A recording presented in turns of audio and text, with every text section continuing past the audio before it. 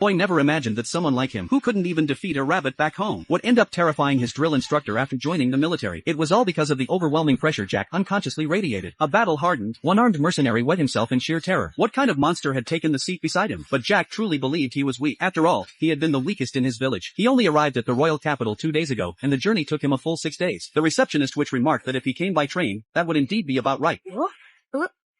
汽車ではなく、走ってきたんです。